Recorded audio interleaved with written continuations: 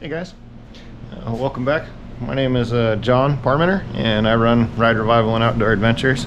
I wanted to do a quick trip wrap-up video for you guys. I had done one on the last trip and I got a lot of positive feedback and very little, if any, negative feedback. So up until the point where I get any negative feedback, I guess I'll just keep doing these. So Happy New Year.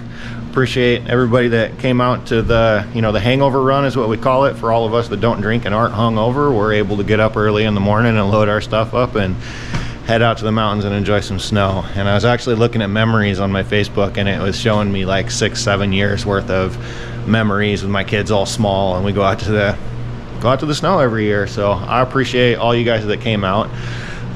For my longtime followers and for those of you that are just joining us, I don't know if you guys had noticed, but this was the first run in all of Ride Revival history that I have been able to, one, put an admin on, and two, have that admin take leadership of the run, coordinate it, run it, operate it, get everybody out, get everybody home safe. And I was able to sit back in the tail gunner position, watch the man work, and let the group have a good time, and everybody had fun.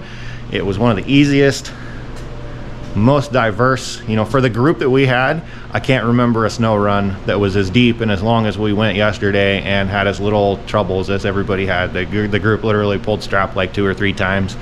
Nobody really had to like winch. Nobody was messed up. Nobody broke. No body damage. No carnage. Everybody wins. So Cody Brooks, thank you. I appreciate you being on board with us.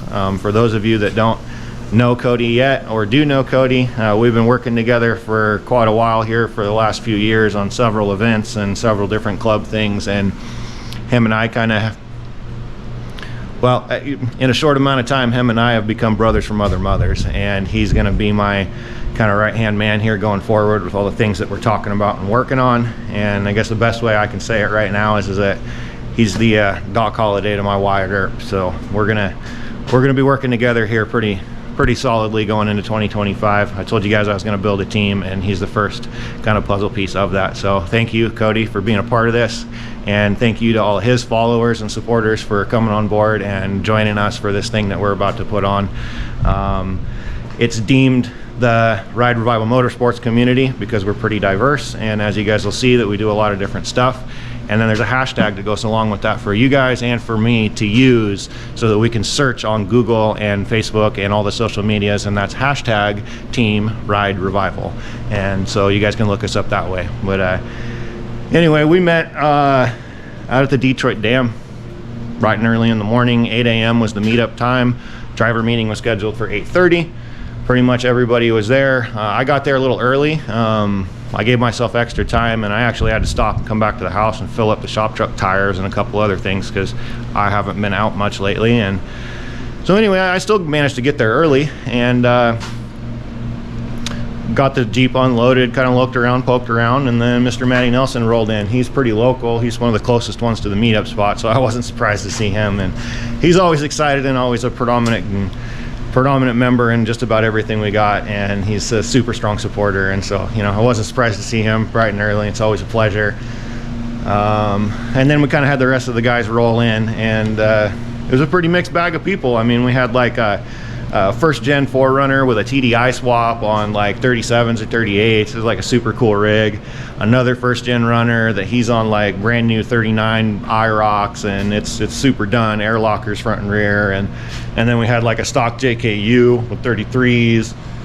My Comanche was out. It's front locker and 35s, but it's super light and open in the rear, and it does have a doubler, but it works, I guess. And so then we had a V8 swap, a couple of 80 series cruisers out there with us, and it was just a cool mixed bag. Cody was leading in a little mini truck with a 22 RE in it and a 35-inch tire, and so it was fun. We took off and went straight across the dam, went up the hill. I think it was 2212 or 1222, one of the two. But we were trying to link up to the 1133, and the 1133, there's a crossroads section up there that we always get to, and it's funny, I mentioned it in the video. This is quickly becoming our favorite 4-way. in the southern part of the Willamette National Forest. We seem to come here and land here every time we wheel or come out here, and it's always the gatekeeper, so to speak. Can you make it past this point?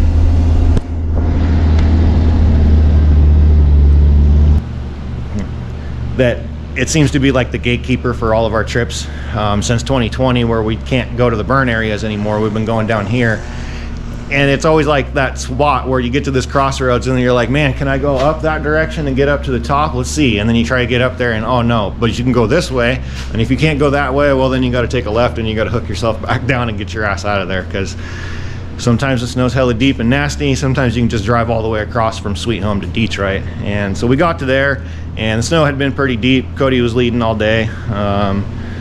We found we all aired down at the dam because we could see that the snow level was just a few hundred feet up above us. So we aired down to dam, got up to a stopping point, and of course the first one is the smallest one, the open JKU.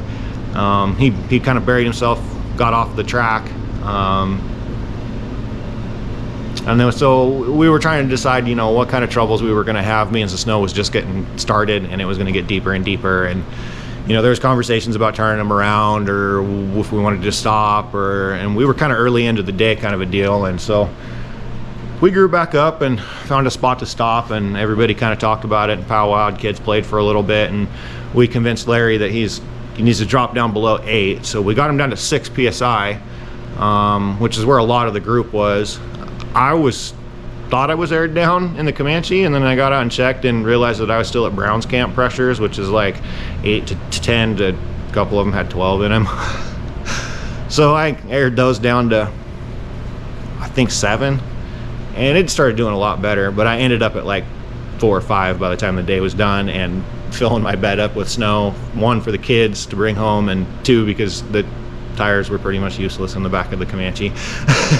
It needs a set of like IROX or something to make that thing work. So anyway, we powwowed, got him down to 6. Everybody kind of aired down and got comfortable with the snow, and we decided we would try to head up and see if we could get up to Pinnacle Peak and up by the basalt towers. And from that point, it seemed like everybody was doing pretty good. I mean, typical snow run stuff. You fall off the tracks and you spin a tire, you bury yourself. If you got enough momentum to bury yourself through, then you'd be all right. And a couple people took straps, a couple people this, that, and the other, but we made it up to the top, up to the basalt towers. And if you guys were with the run like a couple of years ago, we went up there during the springtime just to check the basalt towers out and go up there, and it's like really wide and open and all up at the top, and that's where the snow gets really, really thick, right?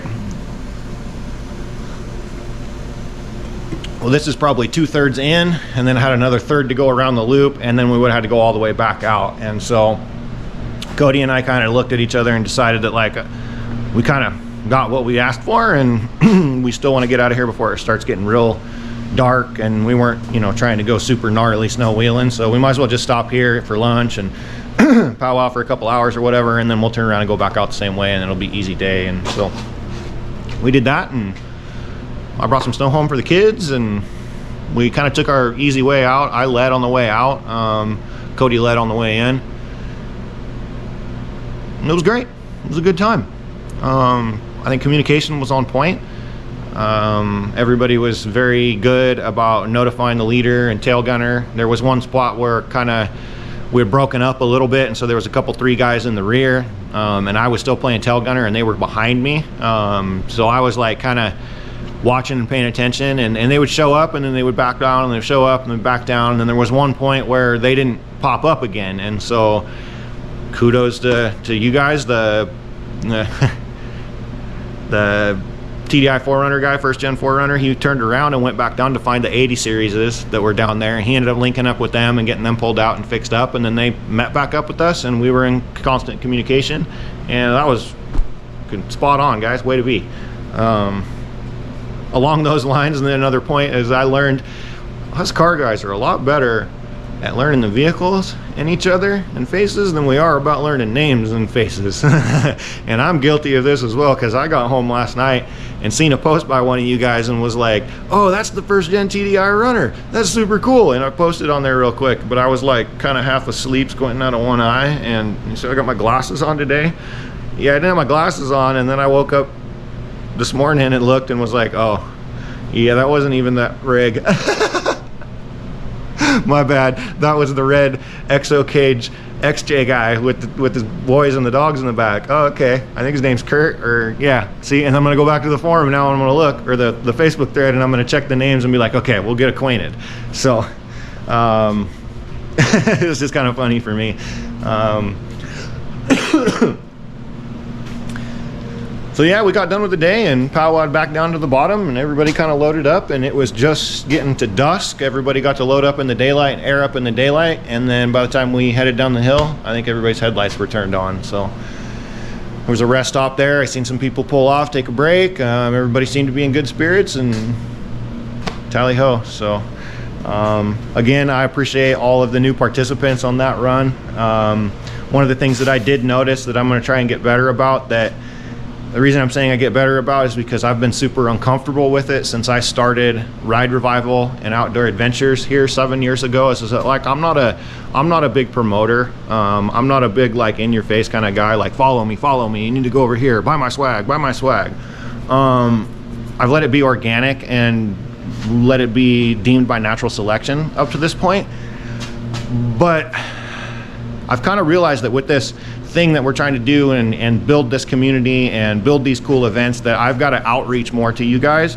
And so, like, I asked Cody to help me remember to pass out stickers and cards for you guys at the driver meeting, and I forgot and Cody forgot, and which is cool. I mean, it's anticipated, but I had the sticker bucket with me and I had the cards for you guys. And then, like, at the end of the day, when we were all leaving and I was getting ready to load up, I was talking to some of you new guys, and they were like, oh, there's going to be a YouTube video about this. Oh, where can we talk about, where can we find you? And I realized at that point that, like, none of us had really said it, like, all together, Ride Revival and Outdoor Adventures. Like, that's the group that puts this together, the hashtag Team Ride Revival. And so that's when I was like, well, if you can remember Ride Revival, look us up when you get home. And, like, in 2 minutes he had forgotten, because it's, you know, not gonna register to people. So I'm like, oh, that's why I have the cards. So I ran back over and I gave the cards out, and they were, like, super stoked about it. And I was like, okay, cool. So I need to be better about, like, not having the heebie-jeebies about kind of, you know, call it marketing, call it, you know, what, outreach. You know, I just need to be better about giving you guys the information and the cards. And then, like, also, like, ask me for stickers if you want, or ask me if I got swag or something available. Like, no harm, no foul. And if I got it, I'll hook you up. If I don't, or I need you to buy it, then I'll tell you. But then furthermore, to drive that home, I went to get in the rig, and on our way down, we saw tire tracks that were like street car tires in our tracks that weren't there when we went up. And so I knew there was like a Subaru or something had tried to follow us up the hill, but we didn't run into them on the way down. And so I wasn't sure exactly where this rig was, but I was mindful that, like, I can see street tire tracks in front of me that I'm running over. And I didn't say anything to anybody about it. But then right before we left, there was only 2 guys left in the parking lot. Everybody had pulled out pretty much. And I saw this rig pull down. Boom. It was like a Toyota Sienna or something. Something weird Toyota built, a RAV4. But it was on like a budget boost with like a 245 knobby and a roof rack and some lights on the front. And when they pulled out and they seen the runner sitting there, I think it was Nick's runner sitting there, and then he turned his head and he seen the Comanche sitting on the trailer. You could see their jaws drop to the floor, just sitting there, and their heads were snapping back and forth, and they had shit-eating grins on their face, and they were trying to figure out, like, what in the hell was going on down here as we were getting ready to tally ho and pull out. So I seen them and ran over there real quick and was like, hey guys, gave them a couple of cards and was like, hey bro, like, look us up when you get home and we'll chat. Same kind of thing. And when I gave them those cards, they didn't look at me like I was soliciting them. They looked at me like, oh my God, yes, this is great. Like, I'm gonna come hook you guys. Yeah, okay. And I was like, see you later, guys. Hell yeah, woo woo. Jump back in the truck. They took off. I took off. I followed them pretty much all the way out to Staten, and they're probably gonna be watching this video. So I appreciate you guys. I'll try to be better about that, but also not cross the line of, like, being too much of in your face about, make sure you follow me, make sure you subscribe, make sure you buy my swag, make sure. I'm not trying to go that far, but I do need your guys' help and support with, like, joining the group and posting your pictures and starting the conversation. And on that front, it's been awesome because you guys did a lot of that already. And, like, I've been talking to people and we've been going back and forth about tech and the trip and people and faces and rigs and since we got home. So super cool of you guys, and I appreciate you. and I'm looking forward to 2025. I'm going to be talking to this thing, which is you, a lot more here in 2025 to open up the bridge of communication and to break down some barriers and really move forward on getting us all together and getting this thing going again. Like I said, Happy New Year.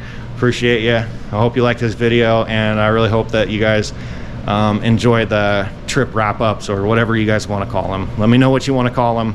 I'll keep doing them, and we'll see you guys on the next event. Appreciate you. Y'all take care. Happy New Year.